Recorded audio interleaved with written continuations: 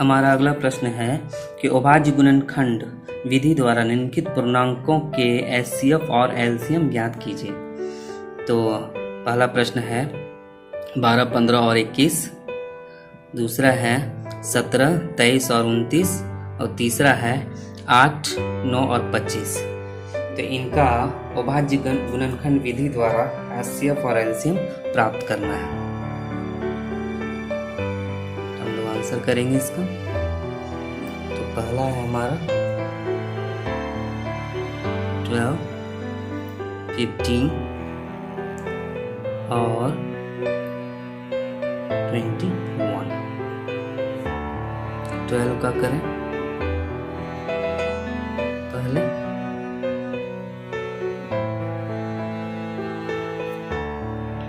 दो से 6, फिर 2 से 3। तो ये मिला हमें 12 का अभाज्य गुणनखंड 2 × 2 × 3। इसे यदि घातांक के रूप में लिखा जाए तो ये लिखाएगा 2² और 3⁻1।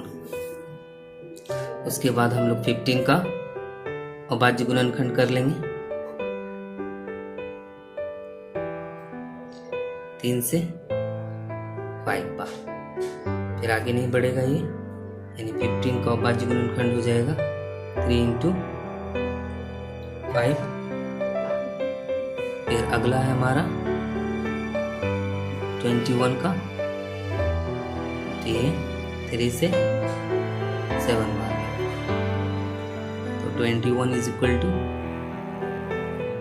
लिख सकते हैं हम 3 × 7। और इसका देखें एचसीएफ और एलसीएम।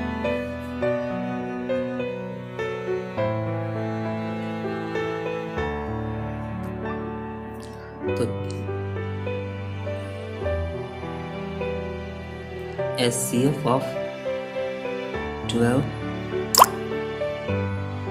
15 एंड 21। तो एचसीएफ में जो उभयनिष्ठ होता है उसके न्यूनतम घात को लेते हैं। तो उभयनिष्ठ देखिए 3, 3 और 3 लिख देंगे हम लोग। एलसीएम ऑफ 12, 15 और 21।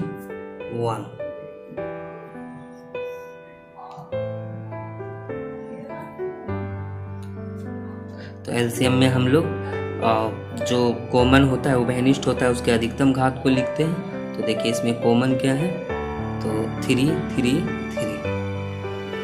और जो उभयनिष्ठ नहीं है उसके घात के अनुसार लिख देते हैं। जैसे इसमें 2² देखिए, इस में 2 नहीं है तो हम लिखेंगे 2²। फिर 3 कॉमन है, उसका घात 1 है।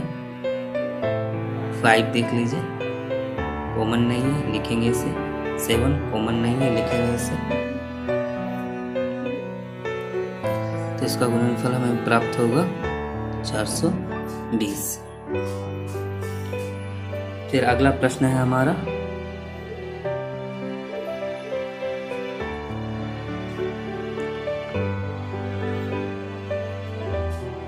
17, 23, 29। तो इनका हम अभाज्य गुणनखंड करेंगे।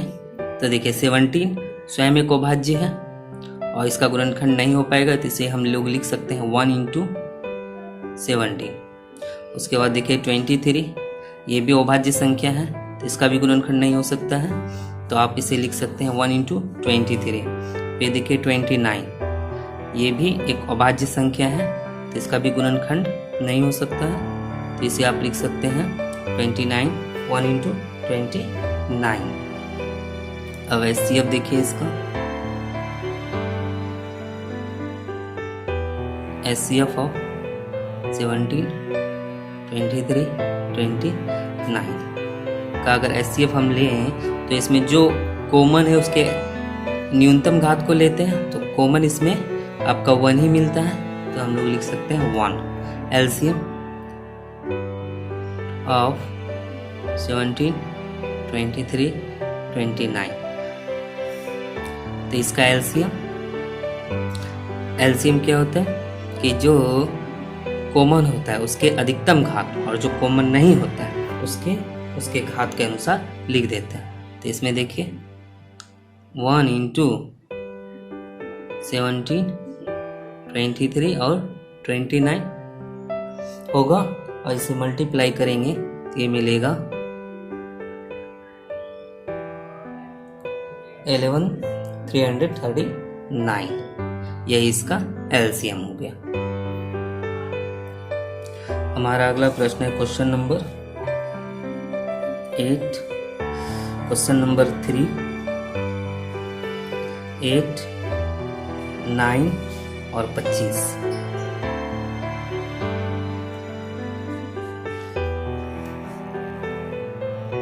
तो 8 का हम लोग अभाज्य गुणनखंड कर लेंगे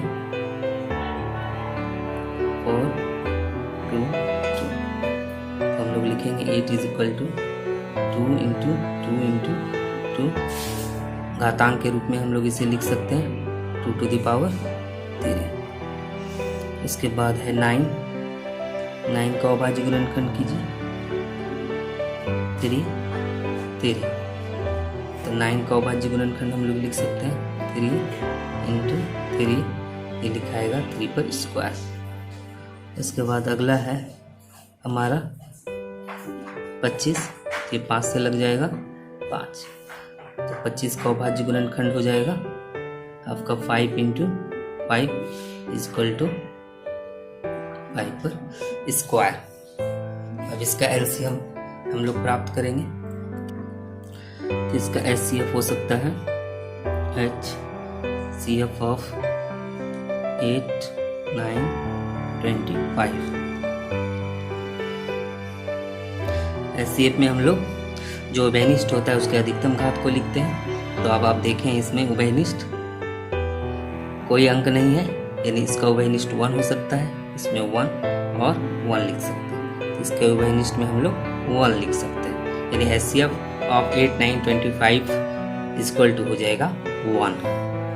अब एलसीएम देखें। एलसीएम ऑफ 8, 9, 25 का। तो इसमें 2 पे क्यू, 3 स्क्वायर और 5 का स्क्वायर। तो जो उभयनिष्ठ होता है उसके अधिकतम घात को लिखते हैं और जो उभयनिष्ठ नहीं होता है उसके घात के अनुसार उसे लिख देते हैं। तो इसमें उभयनिष्ठ नहीं है, 2 उभयनिष्ठ नहीं है तो 2 के उसके घात के अनुसार लिख दिए। 3 उभयनिष्ठ नहीं है, 3 को उसके घात के अनुसार, 5 को भी उसके घात के अनुसार हमने लिख दिया। ये हो गया 8, ये 9 और ये 25। इसे मल्टीप्लाई करेंगे तो आपको मिलेगा 1800। ये इसका एलसीएम हो गया, इसका एचसीएफ हो गया। तो अगला क्वेश्चन हमारा है क्वेश्चन नंबर 4। एचसीएफ ऑफ 306,657 का 9 हो तो ज्ञात कीजिए कि एलसीएम ऑफ 306 और 657 का एलसीएम हमें ज्ञात करना है, यानी एचसीएफ प्राप्त है और एलसीएम हमें निकालना है। तो इसके लिए हम लोग 2 संख्याओं का गुणनफल उसके एचसीएफ और एलसीएम के गुणनफल के बराबर होता है का प्रयोग करेंगे और उसी से हम उसका एलसीएम प्राप्त करेंगे। प्रश्नानुसार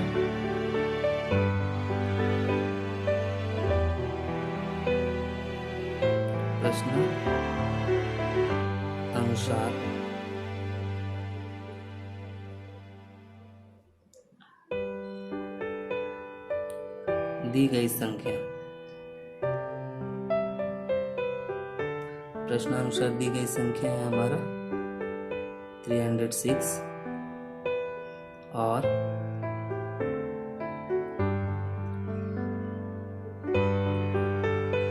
657।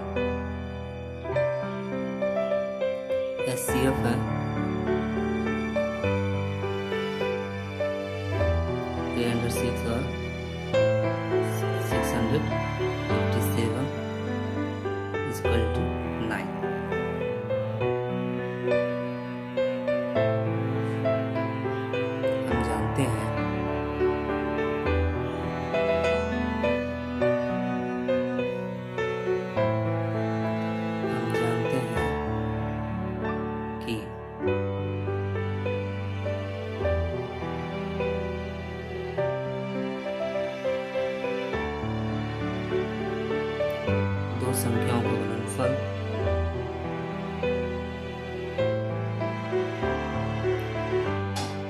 संख्याओं का गुणनफल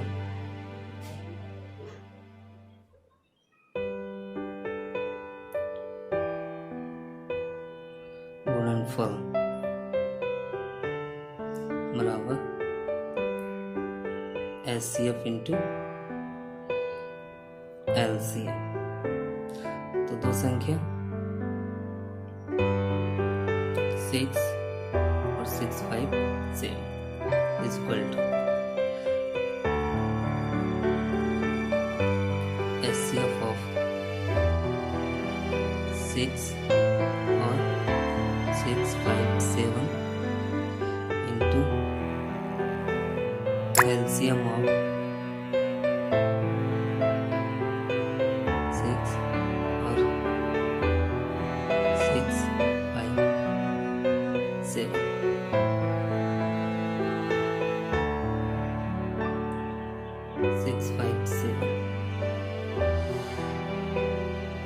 HCF 9 है, 9 लिख देंगे। LCM of 306, 6, 5, 7।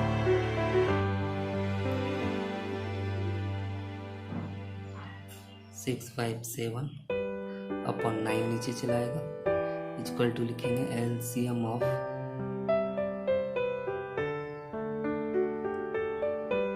6, 5, 7। अब हम लोग इसे 9 से कटा देंगे, तो देखिए ये कट जाएगा आपका 9 तिया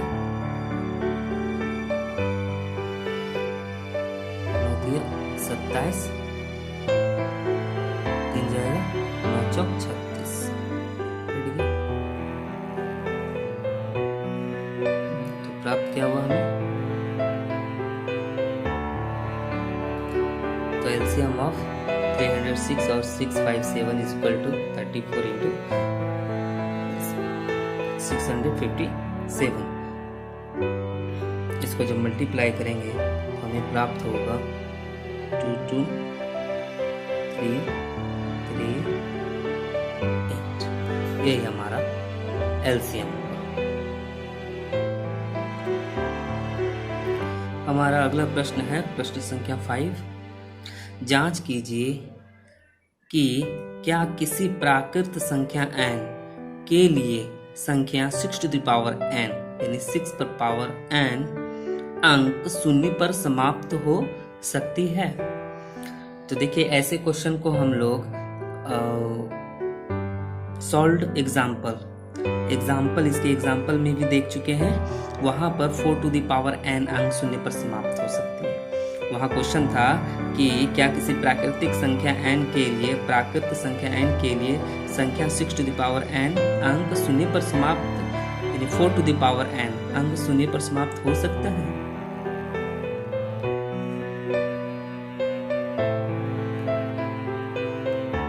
हमारा अगला प्रश्न है प्रश्न संख्या 5। प्रश्न है कि जांच कीजिए कि क्या किसी प्राकृत संख्या n के लिए संख्या 6 टू द पावर n यानी 6 पर n का घात अंक शून्य पर समाप्त हो सकती है। ऐसे क्वेश्चनों को हम लोग एग्जाम्पल्स में भी देख चुके हैं। वहां पर था 4 टू द पावर n अंक शून्य पर समाप्त हो सकता है। तो अब आप देखें, इसे हम लोग अंक गणित की आधारभूत परिमेय से समझ सकते हैं कि कोई भी संख्या जो शून्य पर समाप्त होती है वो 5 से विभाजित होगी, और संख्या जो 5 से विभाजित होती है उसके गुणनखंड में 5 मौजूद होता है, यानी उसके गुणनखंड में 5 होता है। तो अब हम ये देखेंगे कि 6 टू द पावर n के गुणनखंड में 5 है या नहीं। अगर इसके गुणनखंड में 5 होगा तो ये शून्य पर समाप्त होगी, और यदि इसके गुणनखंड में 5 नहीं होगा तो ये शून्य पर समाप्त नहीं हो सकती है। तो इसके आंसर में हम लोग लिखेंगे, हम जानते हैं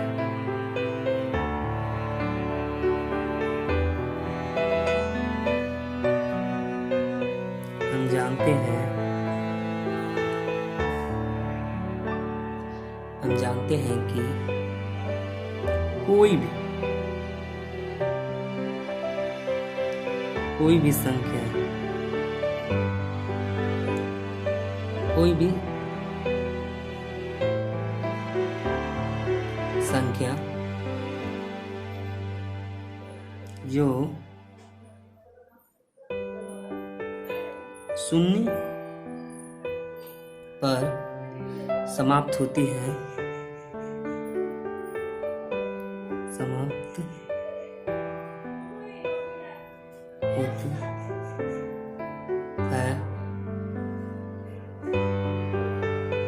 वह 5 से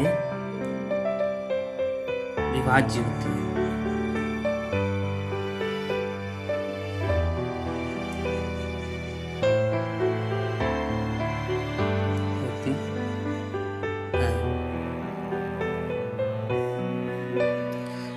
इसलिए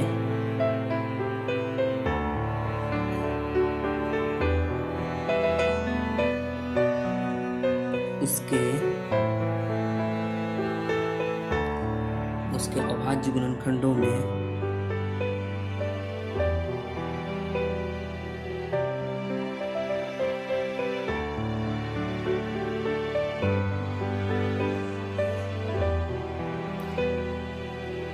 अभाज्य संख्या 5 होनी चाहिए।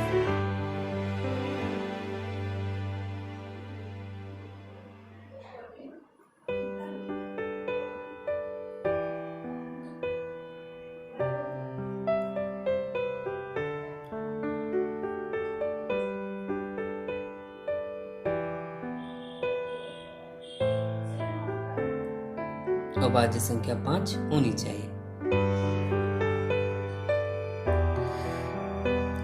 अब देखिए 6 to the power n।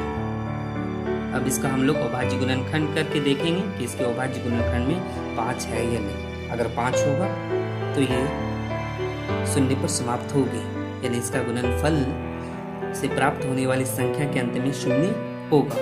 और यदि इसके अभाज्य गुणनखंड में 5 नहीं होगा तो ये शून्य पर कभी समाप्त नहीं हो सकती। शून्य पर समाप्त होने का मतलब है कि इसके गुणनफल से प्राप्त होने वाली संख्या के अंत में शून्य हो। तो यदि इसके गुणनखंड में 5 होगा तो इसके गुणनफल से प्राप्त होने वाली संख्या के अंत में शून्य होगा। तो कीजिए इसका गुणनखंड। तो 6 का गुणनखंड होता है 2 into 3 n। अब आप इसे लिख सकते हैं और 3 पे पावर n। यहाँ 6 के अभाज्य यानी 6 to the power n के अभाज्य गुणनखंड में केवल 2 और 3 है।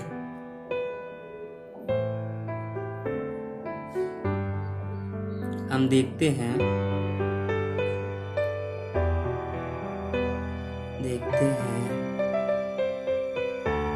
कि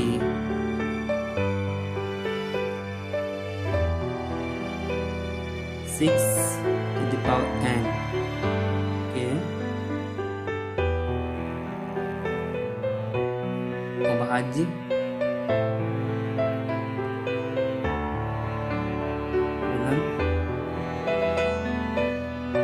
गुणनखंडों में केवल 2 और 3 है। केवल 2 और 3 है, 5 इसमें नहीं है। तो n का कोई भी आप मान रख लीजिए। तो चूंकि इसके गुणनखंड में 5 नहीं है तो इसके गुणनफल से प्राप्त होने वाली संख्या के अंत में भी शून्य नहीं मिलेगा।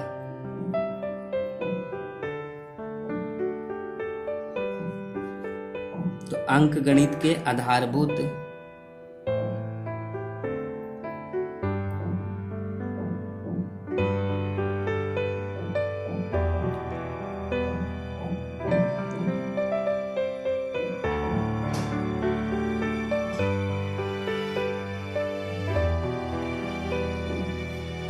परिमेय के अनुसार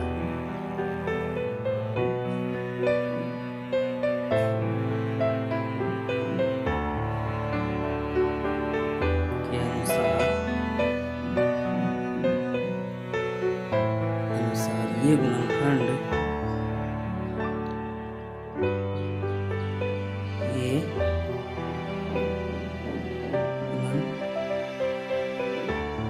गुणनखंड अद्वितीय है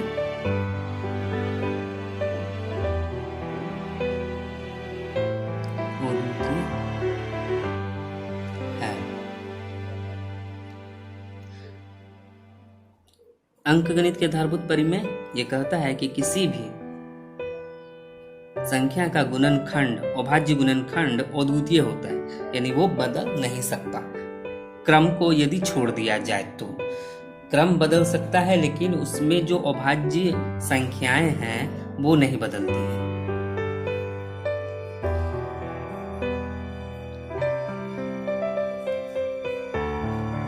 इसीलिए 6 to the power n के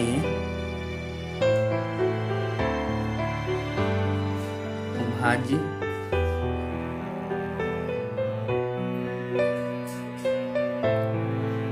गुणनखंड में संख्या 5 नहीं आ सकती।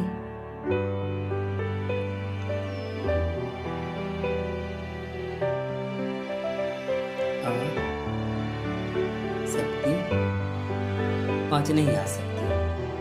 अतः 6 to the power n किसी भी प्राकृत संख्या n के लिए कभी भी शून्य 0 पर समाप्त नहीं हो सकती।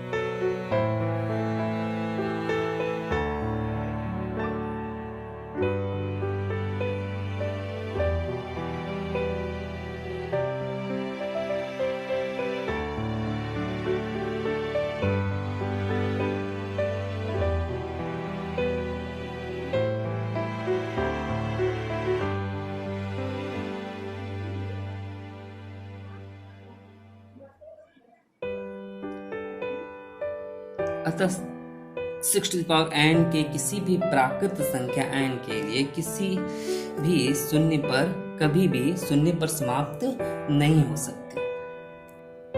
अब हम लोग अपने अगले प्रश्न की ओर बढ़ते हैं। प्रश्न संख्या 6 इसमें है कि व्याख्या कीजिए कि क्या 7 into 11 into 13 plus 13 और 7 into 6 into 5 into 4 into 3 into 2 into 1 plus 5 भाज्य संख्या क्यों है। तो आपको ये दिखाना है कि ये संख्या और ये संख्या यानी दी गई संख्याएं भाज्य संख्या क्यों है। तो भाज्य संख्या का मतलब कि दी गई संख्या किसी के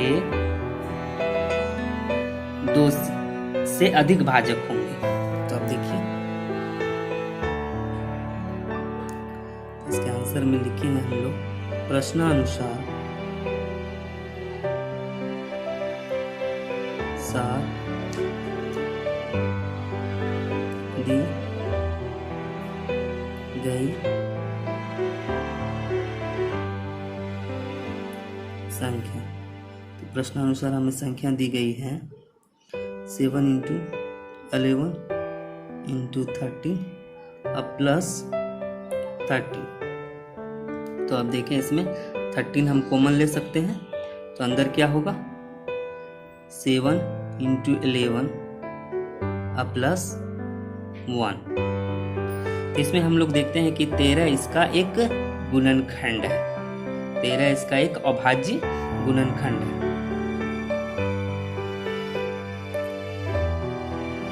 दी गई संख्या दी गई संख्या का एक गुणनखंड 13 है।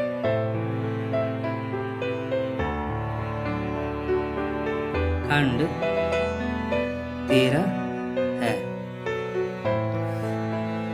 इसका गुणनखंड एक 13 है, इसका मतलब यह संख्या 13 से विभाज्य है।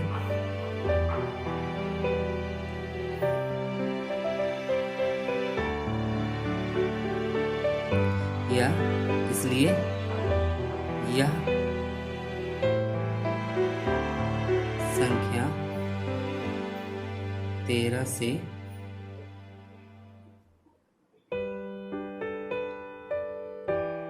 विभाज्य है। दूसरी संख्या है 7 × 6 × 5 × 4 × 3 × 2 × 1 प्लस 5। तो इसमें देखें 5 कॉमन है, कॉमन ले लेंगे हम लोग। 7 × 6 × 4 × 3 × 2 × 1 प्लस 1 प्राप्त होगा। तो इसमें हम लोग देखते हैं कि इसका एक अभाज्य गुणनखंड 5 है। तो दी गई संख्या का एक अभाज्य गुणनखंड दी गई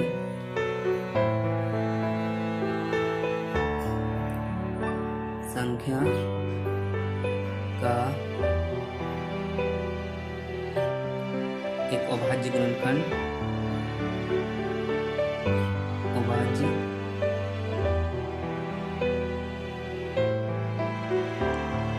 गुणनखंड 5 है। यह संख्या 5 से विभाज्य होगी।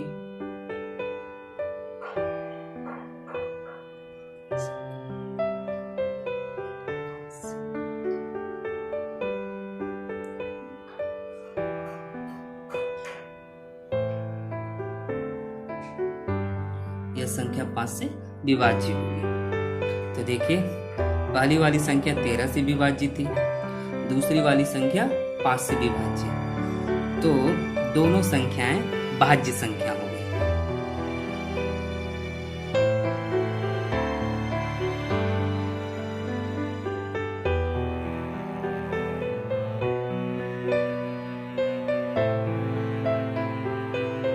अतः दी गई संख्याएं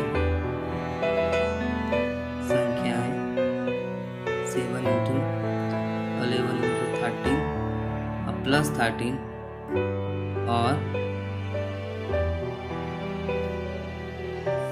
7 × 6 × 5 × 4 × 3 × 2 × 1 प्लस 5 भाज्य संख्या है।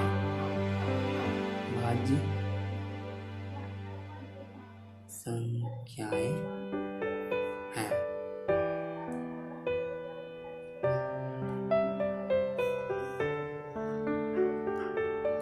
अब हम लोग अगले प्रश्न की ओर बढ़ेंगे। हमारा अगला प्रश्न यानी प्रश्न संख्या 7 है कि किसी खेल के मैदान के चारों ओर एक वृत्ताकार पथ है।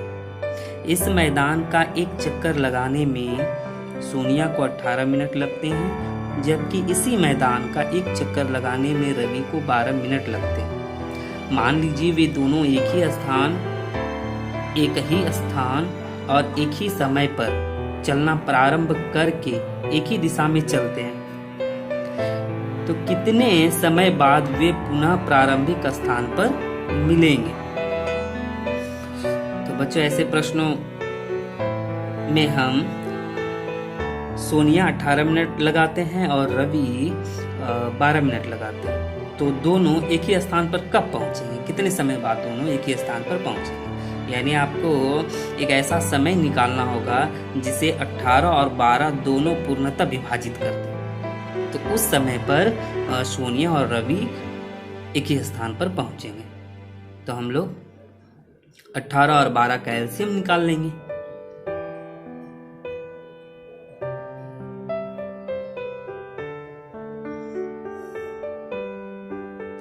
तो सोनिया द्वारा लिया गया समय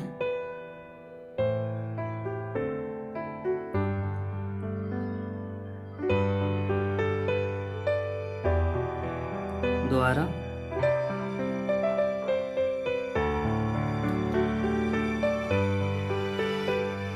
एक चक्कर लगाने में लिया गया समय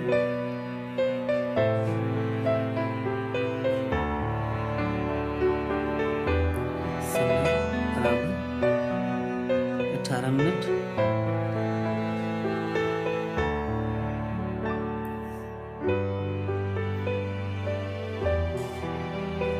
रवि द्वारा एक चक्कर लगाने में लिया गया समय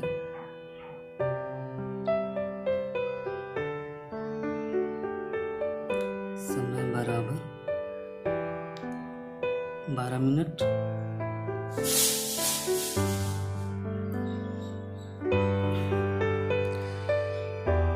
तो पहले हम लोग 18 का भाज्य गुणनखंड निकाल लेते हैं।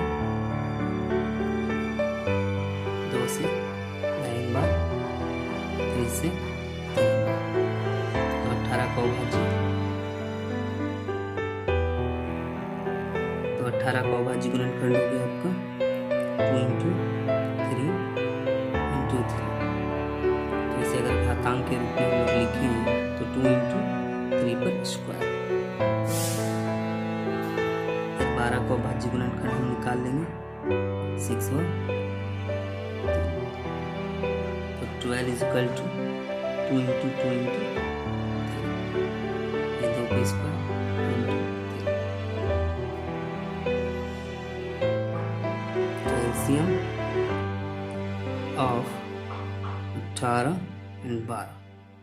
तो एलसीएम में हम लोग जानते हैं कि उभयनिष्ठ संख्याओं के अधिकतम घात को लेते हैं। इसमें देखिए 2 और 2 उभयनिष्ठ है और इसका अधिकतम घात है 2 2 पे स्क्वायर। फिर देखिए 3 स्क्वायर और 3, तो इसमें 3 का अधिकतम घात है 3 पर स्क्वायर। ये हो गया 4 और ये हो गया 9 इक्वल टू 36।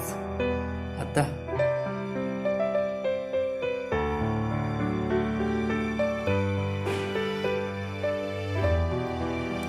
सोनिया और रवि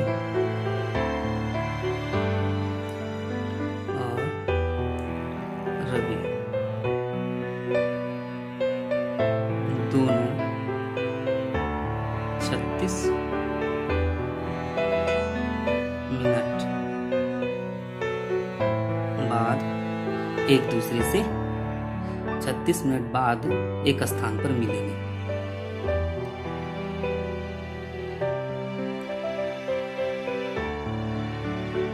एक स्थान पर मिलेंगे। ये आपका आंसर 36, चूंकि इसका एलसीएम है 36 को 18 और 12 दोनों विभाजित कर देगा, यानी ये 36 इसकी छोटी से छोटी संख्या है जिसे 18 और 12 दोनों विभाजित करेगा। तो सोनिया और रवि दोनों 36 मिनट बाद एक स्थान पर मिलेंगे। इसी के साथ हमारा प्रश्नावली 1.2 यहाँ आज समाप्त होता है। बच्चों, उम्मीद करता हूँ कि सभी क्वेश्चन और आंसर आपको बहुत अच्छे से समझ में आया होगा। और यदि कहीं कोई समस्या रह जाती है तो प्लीज़ आप हमसे पूछ सकते हैं। कोई भी लाइन जो आपको समझ में नहीं आ रहा हो और कोई भी लाइन जिसे आपको लगता है कि यहाँ पर एक बार और समझ लेना चाहिए, तो आप हमसे संपर्क कर सकते हैं।